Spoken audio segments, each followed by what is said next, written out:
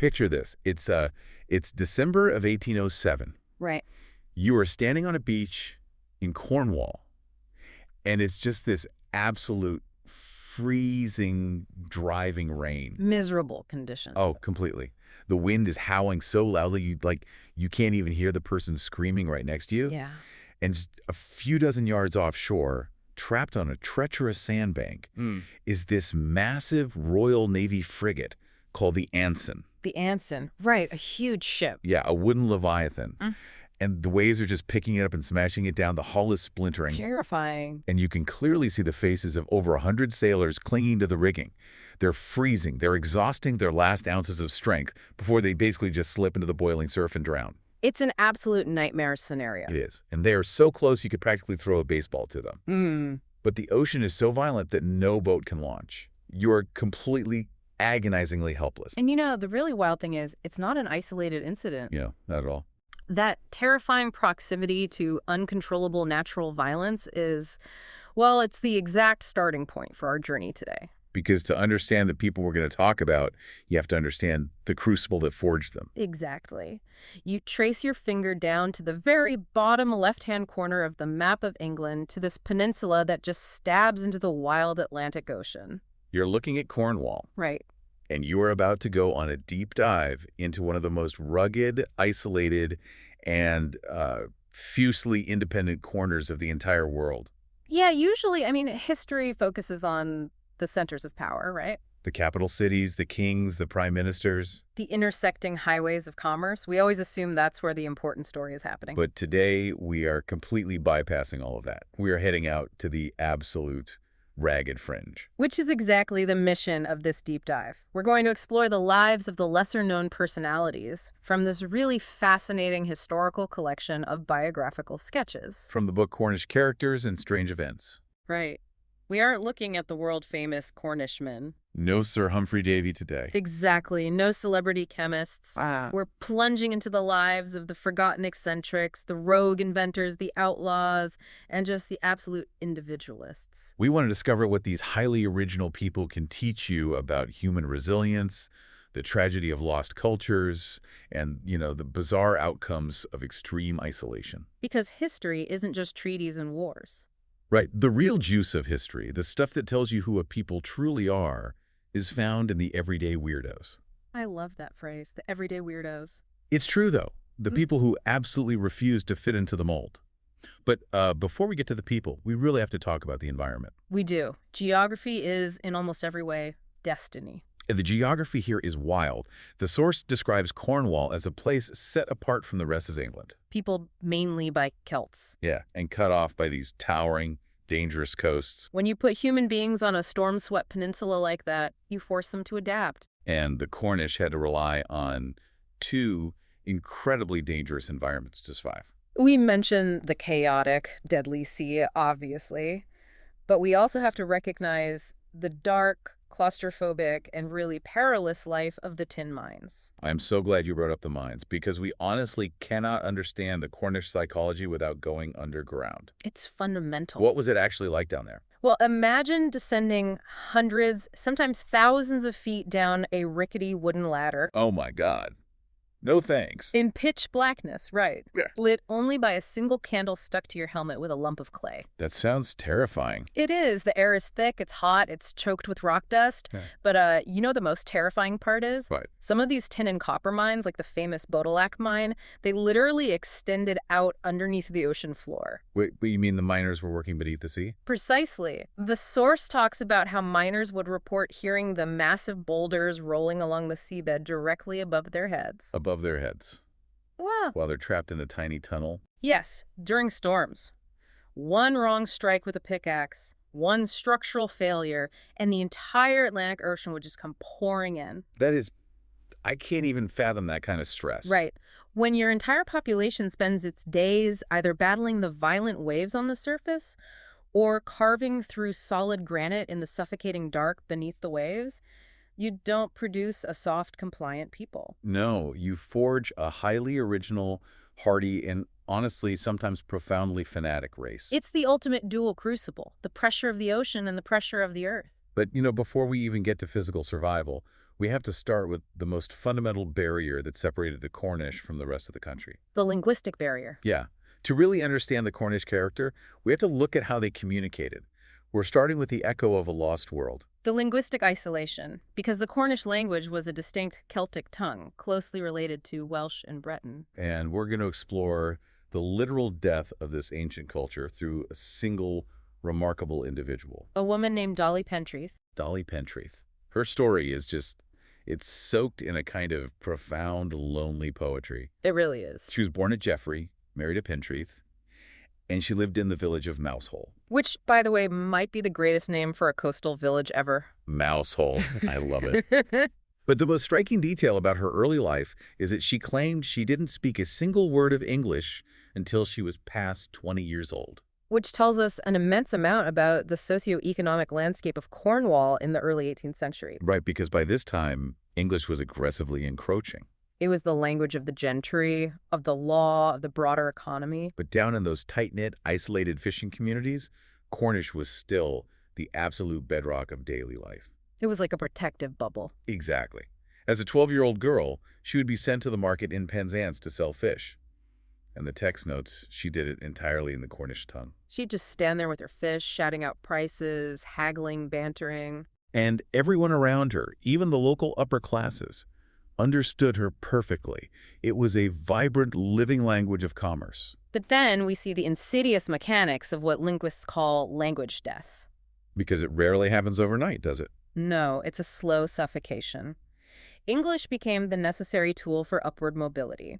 If you wanted a job outside the village, or if you needed to deal with the government, you had to speak English. So parents naturally stopped teaching Cornish to their children. Yes, they viewed it as a handicap. And suddenly, within a single generation, the linguistic ecosystem collapsed. Which leaves Dolly entirely stranded. As she grows older, the language literally evaporates around her. Until she becomes famous in her old age, simply for being the last native speaker of Cornish. There is this amazing, slightly combative anecdote about a man named Daines Barrington, who visits her in 1768. Right, Daines Barrington. He was a prominent antiquarian from London. And he heard rumors, right? He had. The intellectual circles in the capital had heard rumors that the Cornish language wasn't completely extinct yet. So he's essentially on a fact-finding mission. Traveling to the very edges of the map to capture a dying specimen. And his guide basically preps him for disappointment. He's like, look, there's really no one left. Yeah. Except this one old woman in Mousehole. So Barrington goes down there, and he decides to play a little psychological trick. He doesn't just ask her to speak the language. He introduces himself by saying he has laid a wager, a bet, that no one in Cornwall can actually converse in the old tongue anymore. A remarkably provocative way to introduce yourself to a proud, fiercely independent, elderly woman. Who has survived a lifetime of hard labor, no less. Exactly. And it backfires brilliantly. She completely goes off on She scolds him in an angry tone for 2 or 3 minutes straight. an absolute torrent of Cornish. Barrington actually notes in his records that the language sounded very much like Welsh. But here is the context that makes it hilarious. The guide had previously warned Barrington about Dolly. Right. He told him that whenever he went to buy fish from her and didn't offer a fair price, she would grumble at him in this unknown tongue. So she wasn't reciting poetry or delivering a high-minded historical speech for the antiquarian. No, she was basically unleashing her premium, top-tier fish-haggling curses on this fancy London gentleman. She just gave him both barrels. It is deeply amusing, but, if we peel back the humor, it reveals a profound tragedy. It does. Consider the psychological weight this woman carried every single day. Imagine being the absolute final vessel of an entire linguistic history. Every single idiom, every cultural inside joke, every nuance of how her ancestors categorized the stars, the weather, the sea, it was all locked inside her mind. And there was no one left on the planet to share it with in its pure native form. The isolation must have been deafening. Okay, let's unpack that, because it's hard to wrap our modern minds around. Imagine being the very last person on Earth who remembers how to use the internet. That's a great analogy. Or, imagine you are the last person alive who knows the melody to a beautiful, complex song. You can hum it to yourself, but no one will ever sing the harmony with you. You can't collaborate. You can't banter. You can just echo. It forces a total internal retreat. Because language is the architecture of our shared reality. When you lose the language, the building collapses. You become an island of one. And the author of our source material poses a very interesting hypothesis. He suggests that when the Cornish language finally died with Dolly Pentreath, Who lived to be 87, by the way. right, despite her epitaph erroneously claiming she was 102, Yeah. but the author suggests that the historic isolation of the Cornish people died with the language. Which is a bold claim. And her epitaph is brilliant, written by Mr. Thompson. It reads, "Not in the church, with people great and high, but in the churchyard doth old Dolly lie." Even in death, she's an outsider. Oh, and we can't forget the anecdote about her hiding a naval deserter in her large chimney to save him from the authorities. Ah, yes, another classic example of her anti-authoritarian streak. But I have a huge question about this whole concept of the culture dying. Because reading further into the lives of these people, it really feels like the death of the language didn't kill the Cornish spirit at all. How do you mean? Well, the language faded, yes. They assimilated linguistically. But that fierce, isolated independence didn't disappear. It's like it just mutated. They stopped seeking linguistic separation and started seeking extreme physical and mental independence instead? Exactly. The rugged landscape became a blank canvas for a new type of individualist. That is an excellent transition and a very accurate reading of the psychology. When the linguistic barrier fell, the physical environment remained. And the environment provided ample opportunity for radical self-reliance. Which brings us to a man who took that concept of the internal retreat and manifested it into solid rock. Daniel Gumm. Daniel Gumm, the stonecutter. This guy is fascinating. He was born in Lincolnhorn, and he was bred to his trade as a stonecutter. He spent his days hitting granite with steel. And the author specifically notes that Daniel possessed a reserve that exceeded what is observable in persons. Which is a very polite 18th century way of saying he was staggeringly introverted. He just wanted to be left alone. He clearly found the noise, the gossip, and the endless social contracts of regular village life completely intolerable. But he wasn't simple-minded. On the contrary, he had a burning, almost obsessive intellect. He was obsessed with reading, with mathematics, and with astronomy. Right. And he has a very practical problem. Reading and studying require time and peace. But living in a village requires paying rent and paying taxes. Which requires working constantly. So Daniel does some mental math and decides to just nope out of society completely. He moves his family into a cave. But we must specify the location. It wasn't just a hole in a hill. He moved near a bizarre natural geological formation known as the Cheese Ring. The Cheese Ring, what a name. It's a massive towering stack of granite slabs that look like they're defying gravity, resting on the wild Bodmin Moor. It is a harsh, wind-blasted, utterly desolate place. And he decides the freezing granite is better company than the tax collector. But what he does with that cave is what elevates him from a mere hermit to a legend. He doesn't just sit in the dirt eating roots. He turns his physical isolation into a monastic devotion to the intellect. He essentially carves a university into the rock. Exactly. He used his skills as a stonecutter to meticulously carve Euclid's geometric diagrams directly into the granite slabs that formed the roof and walls of his home. He transformed his shelter into a permanent textbook.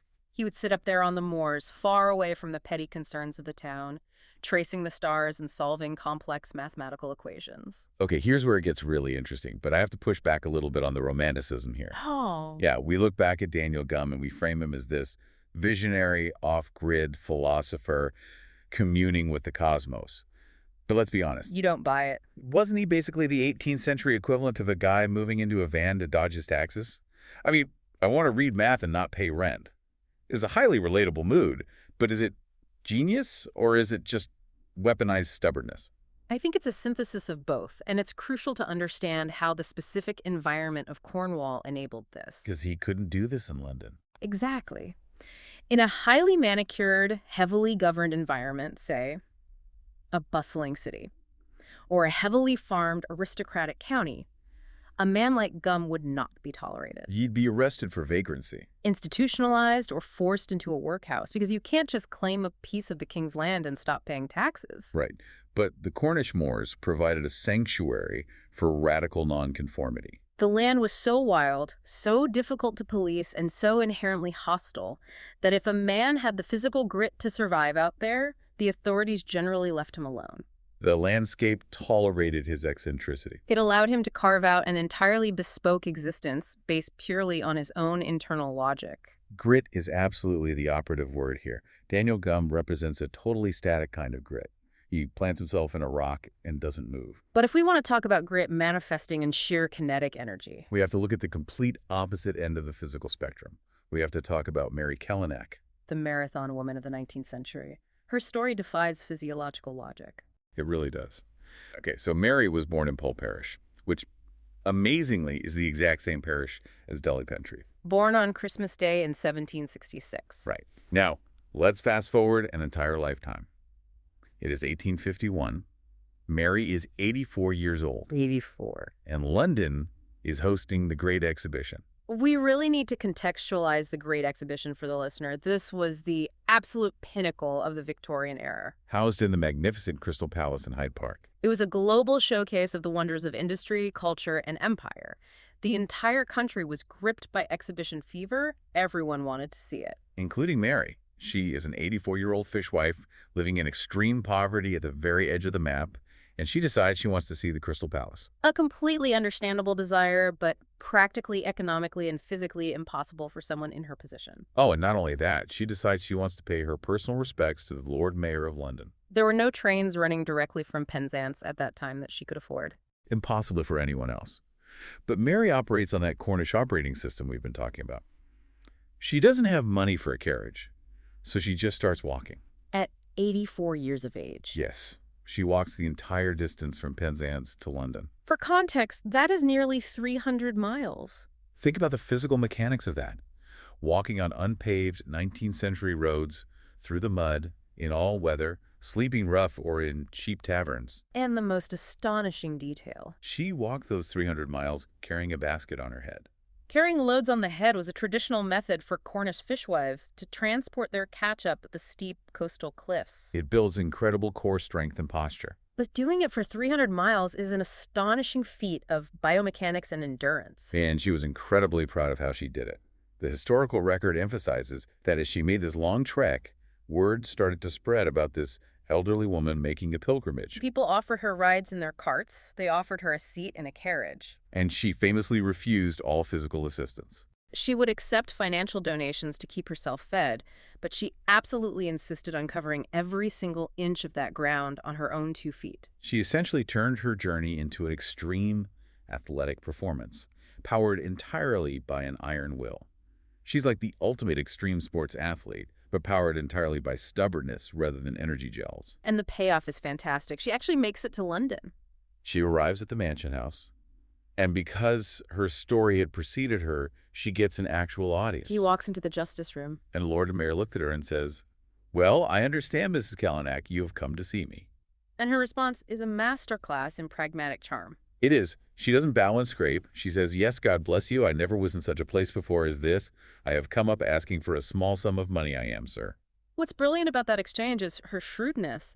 She wasn't overawed by the pomp and circumstance of London authorities. She knew exactly what she had accomplished. She knew she had become a public spectacle, a living legend of stamina.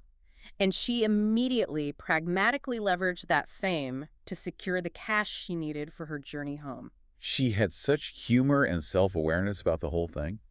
And when they asked her what her ultimate goal was, now that she had seen the wonders of London, she just said she wanted to return to Cornwall to end her days, and she wanted to be buried right next to old Dolly Pentreath. Which perfectly ties these first 3 figures together, Dolly, Daniel, and Mary. They are all linked by this invisible thread of defiance. Daniel Gumm and Mary Kellogg are opposites in motion. One paralyzed by choice, the other in relentless transit. But psychologically, they are twins. They possess a determination that looks like sheer madness from the outside, but follows a perfectly rigid internal logic. They do not care what the consensus of society is. They are unbothered by normal human constraints. But this raises a huge question. Where does that specific unyielding grit actually come from? Because it can't just be something in the water. It wasn't just a cultural quirk or a genetic accident. If we look at the historical mechanisms of the region, this extreme stubbornness was an evolutionary requirement. A survival mechanism. Actively demanded by their deadliest, most constant neighbor, the sea. The ocean. We touched on it in the beginning, but we really need to dive into how the ocean shaped these people. The Atlantic Ocean surrounding Cornwall is not a benign, picturesque backdrop. It was an active antagonist. It was a site of incredible naval cruelty, immense physical demands, and ultimately the catalyst for world-changing mechanical innovation. The sea forced the Cornish to adapt, or it killed them. Okay, let's explore the cruelty first, because the story of a young man named Robert Jeffrey is one of the most harrowing accounts in this entire collection. It vividly illustrates exactly how brutal the maritime world of the early 19th century could be. Jeffrey was a young, ordinary guy from the fishing village of Polperro, and he became an impressed sailor. We must clarify the mechanics of impressment for the listener, because it sounds like a euphemism, but it was a horrifying reality. It was essentially legalized abduction. Entirely legal, justified by the state's desperate need for manpower during the endless naval wars with France. Press gangs, armed groups of sailors, would literally roam the coastal towns of Cornwall, bust into taverns or homes, kidnap able-bodied men, and force them onto warships. You could be a fisherman coming home to your family, and the next morning you are trapped on a frigate bound for the West Indies, subjected to military discipline. And that is exactly what happens to Robert Jeffrey. He is kidnapped from his life and forced to serve on a naval vessel commanded by a man named Captain Lake. And Jeffrey, probably miserable and resentful, makes a mistake. He steals some beer. Now, naval discipline was notoriously horribly harsh. Floggings with the cat-o'-nine-tails were routine for minor infractions. But Captain Lake's punishment for the stolen beer goes completely off the rails of even 19th century military justice. He decides to play God. He orders Jeffrey to be marooned. He literally dumps him on an island called Sombrero. And Sombrero is not some lush, tropical paradise with coconut trees and fresh springs. No. It is a barren, desolate rock in the West Indies. There is no water. There is no food. There is no shelter. Just baking, relentless sun and sharp stone. Captain Lake literally sails away and leaves this kid to die of dehydration and exposure. It is an act of breathtaking callousness. The psychology of an officer who can look a young man in the eye, drop him on a dead rock, and go down to his cabin for dinner is chilling. Lake assumed the sea and the sun would execute Jeffrey for him. And yet, Jeffrey survives. It defies belief. He survives for over a week on this blazing rock. Imagine the physical and mental torment. The text details how he stayed alive by eating raw limpets he pried off the rocks. When it rained, he would desperately lick the moisture out of the tiny crevices in the stone. He refused to give up. And miraculously, after 8 days, an American schooner spots him, rescues him, and takes him to Massachusetts. But the narrative doesn't end with his rescue. The aftermath is equally fascinating from a societal perspective. Because eventually, the story of this marooning leaks back across the Atlantic to England. And the public outcry is absolutely massive. It goes viral, essentially. It gets picked up by William Cobbett's Political Register, which was one of the major reformist, anti-establishment publications of the era. The public is so outraged by this abuse of power that the Admiralty is forced to act. The pressure builds until Captain Lake is actually court-martialed and dismissed from the Royal Navy. Which was incredibly rare. For a high-ranking naval officer to be held accountable and stripped of his rank for the mistreatment of a common kidnapped sailor demonstrates just how deeply this story struck a nerve. But Jeffrey's survival itself is the ultimate testament to that innate Cornish hardiness. He was dropped onto an anvil, and he simply refused to break. He beat the sea at its own cruel game. He endured. But the sea didn't just test their passive endurance. It tested their pure, active physical strength. And nobody exemplifies the sheer muscular power required by this environment better than Anne Glanville. Anne Glanville of Celtic, a truly formidable figure who took the demands of the water and turned them into a display of absolute dominance. Formidable is putting it mildly. Anne was a married woman whose husband fell severely ill, leaving her as the sole economic provider for a large family. Now, in a lot of places in the 19th century, a woman in that position faced absolute destitution. The workhouse was usually the only option. But Anne lived in Saltesh, on the River Tamar. She knew the water, so she becomes a waterman, a champion rower. We really need to break down the physical mechanics of what she did for a living to truly appreciate her strength. The source notes that she would regularly ferry 70 to 80 bags of corn down the river alone. Let's do the math on that. A standard bag of corn in that era could weigh anywhere from 100 to over 150 pounds. Let's be conservative and say 100 pounds. 80 bags is 8,000 pounds, 4 tons of cargo. 4 tons of dead weight, loaded into a heavy, deep-keeled wooden boat. And she had to propel that mass using only long wooden oars, fighting against the complex tidal currents of the river estuary. The sheer biomechanical muscularity, the cardiovascular stamina required to move that kind of weight day in and day out, is almost difficult for a modern person to comprehend. She was an engine of human flesh. She was a powerhouse. Yeah. But here's what I love about Anne Glanville. She didn't just grind out a miserable survival. No, she took this immense strength and she turned it into an art form. She formed a rowing crew made up entirely of saltash women. They dressed in these matching, highly coordinated outfits. White frocks with pink sashes. Yeah. And they started entering the local regattas. Competing in the four-oared gig races, which were fiercely contested, highly prestigious events in the coastal communities. And they didn't just beat the other women's crews. They famously entered against the top male crews, the strongest sailors and fishermen in the region, and they beat them. They became so dominant that they actually traveled across the English Channel to Le Havre in France and absolutely smoked the French champion teams. They were international superstars of rowing. What stands out to you about her character beyond the physical accomplishments? Honestly, it's a tiny quote used by one of her neighbors to describe her character to the historian. Oh, the farthing quote. Yes, the neighbor said Anne was honest to a farthing, clean as a smelt. I just love the poetry of that. It perfectly captures this idea of someone who is tough as nails, physically intimidating enough to row 4 tons of corn, but deeply principled. Meticulously proud and universally respected. She wasn't brutalized or degraded by the hard labor. She was dignified by it. She harnessed the kinetic energy of the sea and made it work for her. But the sea wasn't always an antagonist you could just endure like Geoffrey or overpower like Glanville. Often the sea was overwhelmingly, instantaneously lethal. And that lethal nature is what drove our next figure, Henry Trengrouse, to engineer a brilliant, world-changing mechanical solution. Henry Trengrouse. Okay, this is a story where tragedy directly sparks innovation. Henry lived in the town of Helston. And to understand what he did, we have to go back to that freezing December day in 1807 that we talked about at the very beginning of the show, the wreck of the Ensign. The Ensign was a 44-gun frigate, a massive ship.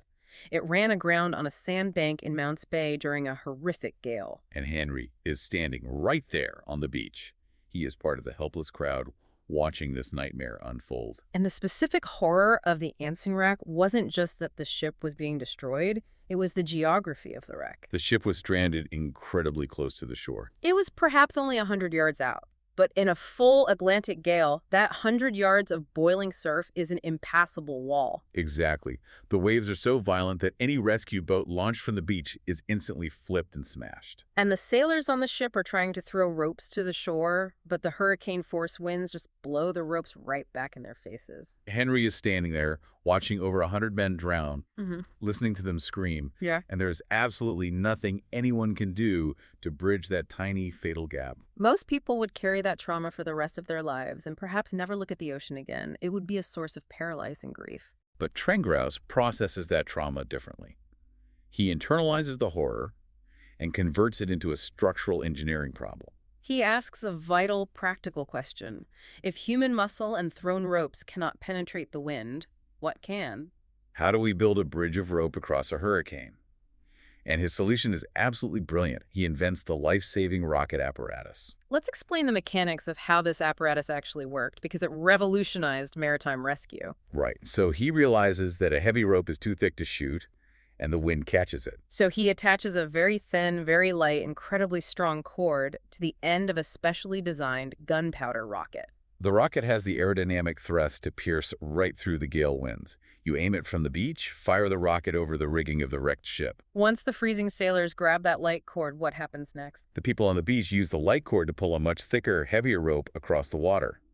The sailors tie that heavy hawser to the mast. And suddenly you have a zip line. Then they use that heavy line to pull over a chair or a breeches buoy, and they can pull the sailors to the beach one by one, suspended above the deadly waves. He also, by the way, invented an early version of the cork life jacket to keep them afloat if they fell in. He essentially dedicates the rest of his waking life and his personal fortune to perfecting this system so that what he saw on the beach that day would never happen again. And it worked. The physics were sound. It eventually became a standard piece of life-saving equipment utilized by Coast Guards globally, saving literally thousands upon thousands of lives over the next century.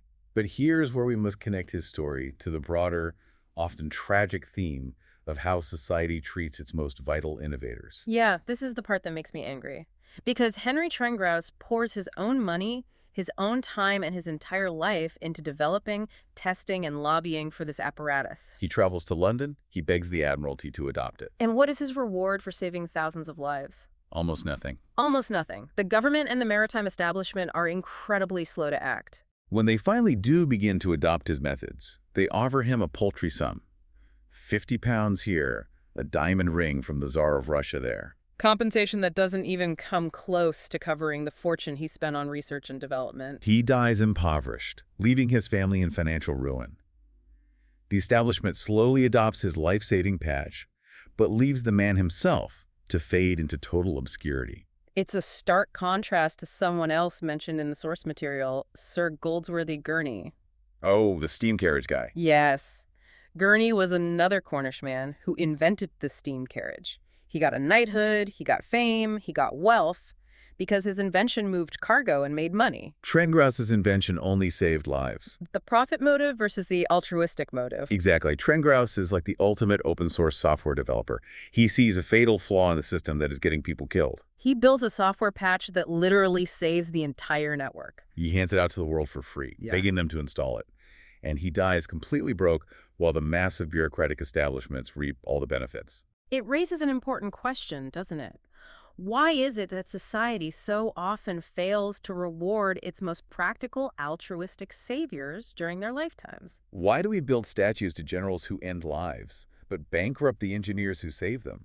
I think it's because guys like Trengrouse aren't businessmen. They are obsessed with the fix, not the patent. His motivation was the ghosts of the men on the Anson, not a profit margin. He couldn't play the political game. But you know, when you take a step back and look at all these traits we've discussed, The extreme self-reliance of Daniel Gumm, the physical toughness of Mary Kellanack and Anne Glanville, the unrewarded engineering brilliance of Henry Trengrouse. yes. When you combine all of that and you add in this constant grinding battle against a hostile environment and a government that either kidnaps you for the Navy, ignores your inventions, or taxes you into poverty, You get a very specific, very potent psychological mix. you get a population that, over generations, learns to completely reject conventional centralized authority. Because from their perspective, what has London or the Crown ever done for them except extract blood and money? Exactly. The extreme isolation breeds a fierce anti-authoritarian streak. And in Cornwall, this rejection of the crown took two very distinct, very dramatic forms. One was a sort of organized, highly structured, almost justified criminality. The other was a literal messianic rebellion. Let's examine the criminality first, because it operates on a fascinating moral axis. We have to talk about the Carters of Prussia Cove, specifically John Carter. The King of Prussia, which is just a top-tier criminal moniker. It is a magnificent title, and how he acquired it is quite telling of his personality. As a young boy, he and his brothers were playing soldiers. John forcefully claimed the title King of Prussia for himself after Frederick the Great, the brilliant military tactician. And the name stuck so hard and his local influence grew so vast that the actual geographical cove where they operated was renamed Prussia Cove. It is still called that on maps today. That is the ultimate power of personal branding. So John and his brother Harry are smugglers. This is the golden age of Cornish smuggling. Tea, brandy, silk, tobacco, bringing it in from France to avoid the exorbitant government taxes. But the Carters aren't your typical cutthroat, rum-soaked pirates. Not at all. The source describes them as brilliant, highly organized logisticians who defrauded the king's revenue on a massive industrial scale. Yet they were deeply, fiercely pious men. That's the part that blows my mind. Harry Carter, especially, was a devout, highly religious man who literally held church services for his crew on Sundays. It's a fascinating study in cognitive dissonance, or perhaps more accurately, it shows how isolated communities construct their own morality. The Carters saw absolutely no contradiction between deeply held religious ethics and systematically robbing the national exchequer. In their minds, the massive taxes imposed by a distant parliament in London were fundamentally unjust. Therefore, evading those taxes was not a sin against God. It was merely a localized, aggressive free trade policy. They are like a Robin Hood mafia that pauses to say grace and read scripture before pulling off a massive, highly coordinated heist. And my favorite anecdote in this entire book perfectly illustrates the bizarre, rigid moral code of the King of Prussia. The Penzance excise store raid. Yes, okay, so picture this. The excise officers, the government customs agents, managed to pull off a major bust. They intercept a huge cargo of the carters' smuggled goods. They confiscate it, transport it to Penzance, and they lock it all up inside the heavily fortified government excise store. This represents a massive financial blow to the Carter operation, a total loss of inventory. Right, so what does John Carter do? He doesn't just write it off. He organizes a night raid. He and his men ride to Penzance, they bring crowbars and heavy tools, and under the cover of darkness, they physically break into this fortified government building. It is incredibly brazen. But the crucial detail is what they do once they are inside the vault. This is the incredible part. They don't just loot the place blind. They are standing in a warehouse filled with confiscated goods from all sorts of smugglers. But they meticulously go through the inventory. They find exactly the goods that were confiscated from them. They carry those specific barrels and crates out, and they leave everything else completely untouched. They don't take a single ounce of tea or brandy that belongs to the crown or to a rival smuggler. It requires a staggering level of discipline and a highly sophisticated internal tracking system. Exactly. And the punchline is the next morning. The government authorities walk in, they see the breached doors, they look at the highly specific, curated nature of the missing inventory, and they immediately know exactly who did it. The officers literally say out loud, "John Carter has been here." Because of his strict honor among thieves, he only took back what he considered rightfully his. It perfectly encapsulates the dark, complex side of that Cornish isolation mindset. When a person or an entire community is completely disconnected from the consensus of wider society, they are forced to invent their own rules. They develop a strict internal moral code that makes perfect sense to them, even if it is technically illegal. For the Carters, it was a code of honest smuggling. But when that detachment from reality goes even further, when a mind completely severs its tether to both the law and to reality, it can result in absolute tragedy. Which brings us to the final and undoubtedly the darkest story in our deep dive today.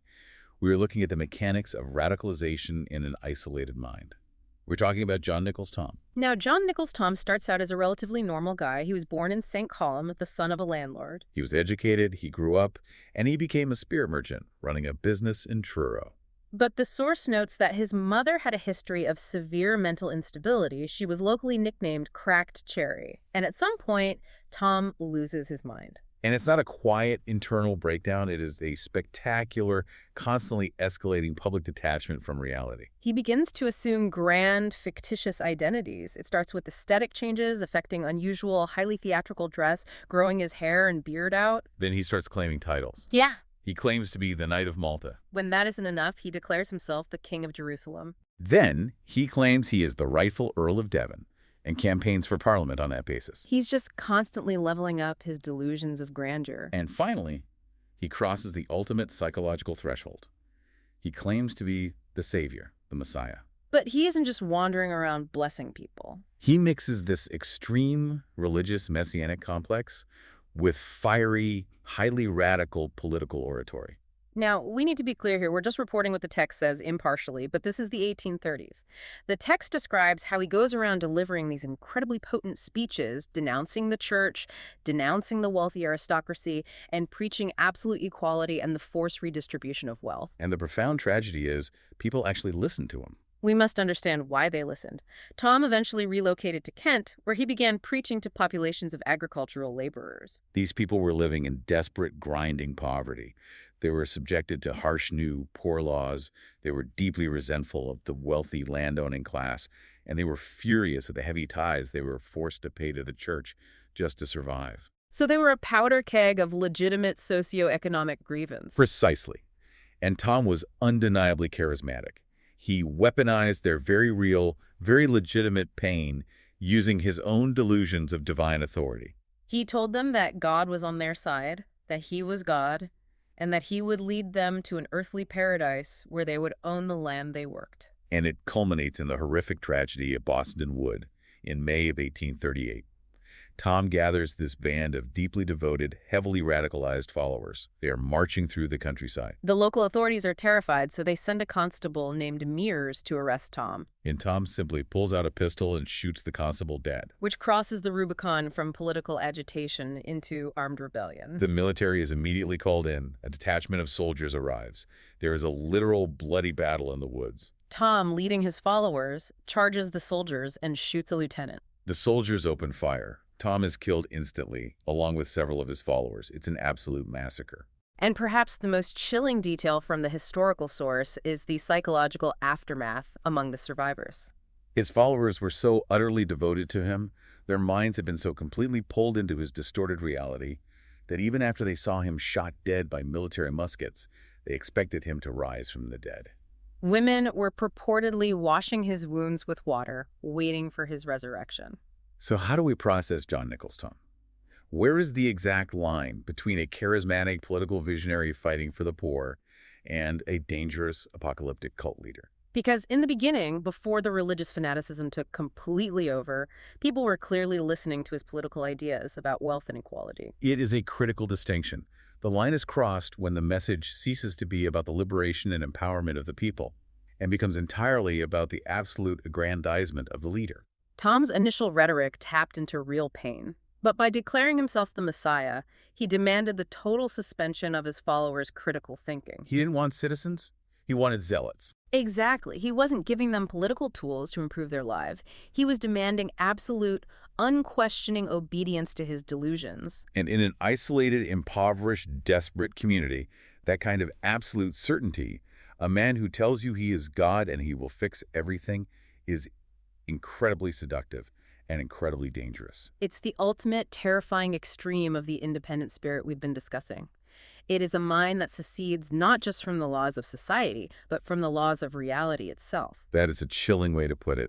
Seceding from reality itself. And honestly, it brings us full circle on this entire journey. It really does. We have traveled from the linguistic isolation of Dolly Pentreath, an old woman scolding a gentleman in a dead tongue. We looked at Daniel Gum, a man who literally carved geometry into a cave wall to escape society. We walked 300 miles with an 84-year-old woman carrying a basket. We survived a desert island with Robert Jeffrey, rode 4 tons of corn with Anne Glanville, and watched Henry Trengrouse invent a miracle rocket only to be forgotten. We watched the King of Prussia politely rob the government. And we watched a mad messiah lead desperate men to their deaths in a wood. Why should you, the listener, care about these forgotten ghosts of Cornwall today? Because they represent the absolute ultimate expression of living life on your own terms. In a modern world where we all increasingly consume the exact same media, where we eat the same globalized foods, wear the same mass-produced clothes, and speak the exact same cultural language, these Cornish eccentrics challenge you to ask a terrifying question. What makes you distinct? If you were stripped of the safety and the consensus of modern society, what weird, wonderful, or perhaps terrifying shape would your character take? Consider this as a final thought to mull over long after we finish. The geographic and cultural isolation that forged these incredible, bizarre personalities, the bad roads, the impenetrable language, the terror of the sea, the darkness of the mines, has been almost entirely erased by modern technology. Today, we can travel to Cornwall in a few comfortable hours on a train. We are instantly, constantly connected to the hive mind of the internet. We must ask ourselves, are we losing the cultural mutations that drive human evolution? Will the hyper-connected, synchronized, deeply monitored world of today ever allow for a Daniel Gum or a Dolly Pentreath to exist again? Or have we, in our relentless pursuit of a frictionless, unified global society, engineered true, raw eccentricity out of the human race forever? That is a thought that is going to stick with me for a very long time. Yeah. Are we too connected to be truly unique? Thank you for coming on this deep dive into the source material with us. I really encourage you to go look for the strange, the wonderful, and the unexplainable characters hidden in your own local history. Because when you look away from the center of the map, when you trace your finger back down to the edge where the lines just stop, that's where the real story begins.